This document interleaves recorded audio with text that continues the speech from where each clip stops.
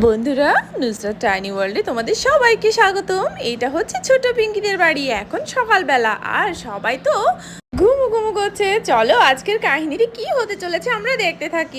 বন্ধুরা, এটা হচ্ছে মালতীদের ঘর, আর এখানে মালতী আর মিষ্টু ঘুমাচ্ছে। হঠাৎ করে মিষ্টুর ঘুম ভেঙে গেল।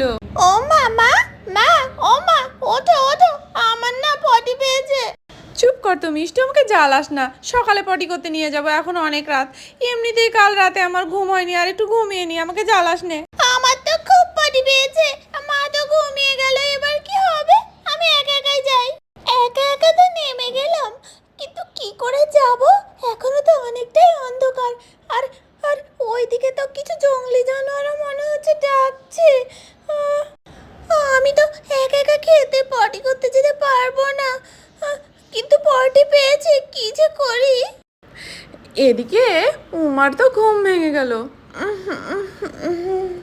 সকাল তো হয়ে গেল, যাই দেখি উঠি, কাজগুলো সব আবার সেরে ফেলতে হবে।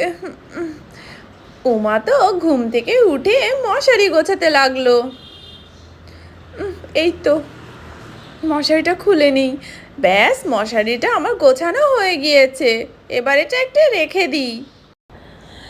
পিঙ্কির বাবা, ও পিঙ্কির বাবা, অনেকটাই তো সকাল হয়ে গিয়েছে, ওঠো ঘুম থেকে। কখন উঠবে? তুমি না বলছিলে তোমার আজকে কি একটা ইম্পর্ট্যান্ট কাজ আছে? আরে উঠছি উঠছি, দাঁড়াও, একটু পরে উঠছি, আর একটু ঘুমোতে দাও না। আচ্ছা আচ্ছা, ঠিক আছে, আর একটু ঘুমাও তাহলে।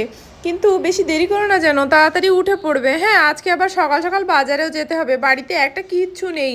তুমি কিন্তু ভুলে যেও না, হ্যাঁ, মনে করে একটু তাড়াতাড়ি উঠে পড়ো। যাই দেখি আমি বাইরে। এদিকে উমা তো বাইরে এসে যথারীতি নিজের কাজ করতে শুরু করলো। উমা তো প্রথমে উঠোন ঝাড় দিচ্ছিল। সেই মুহূর্তে পিঙ্কিদের বাড়িতে মিষ্টু এলো। উমা আন্টি, ও উমা আন্টি, উমা আন্টি, ও উমা আন্টি।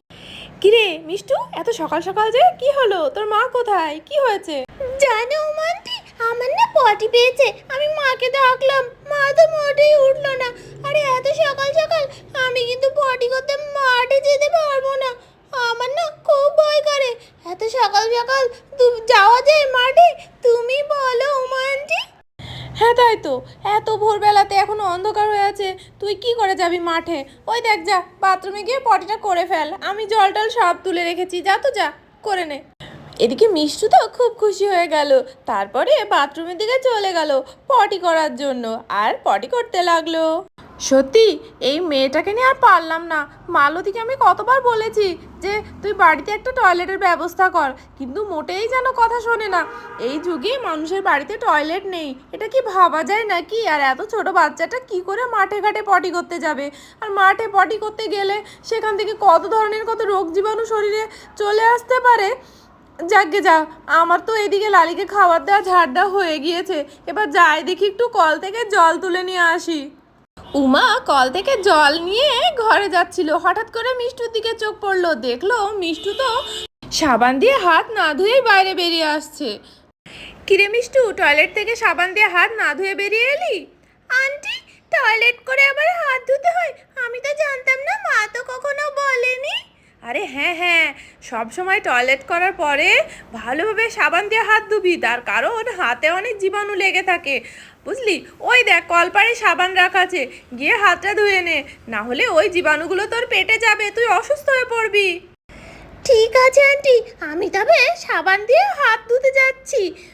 মিষ্টু তো সাবান দিয়ে ভালোভাবে নিজের হাতটা ধুয়ে নিল। এই দেখো আন্টি, আমি সাবান দিয়ে হাত ধুয়ে নিয়েছি। দেখো উমা আন্টি। খুব ভালো করেছিস মিষ্টি সোনা, এখন থেকে টয়লেট থেকে বেরোলে ভালোভাবে হাত ধুয়ে নিবি, না হলে হাতে কিন্তু অনেক জীবাণু থাকে, বুঝতে পেরেছিস? আর শোন মিষ্টু, সব সময় বাথরুম করার পরে হাতে কিন্তু সাবান দিতে ভুলবি না যেন, বুঝলি?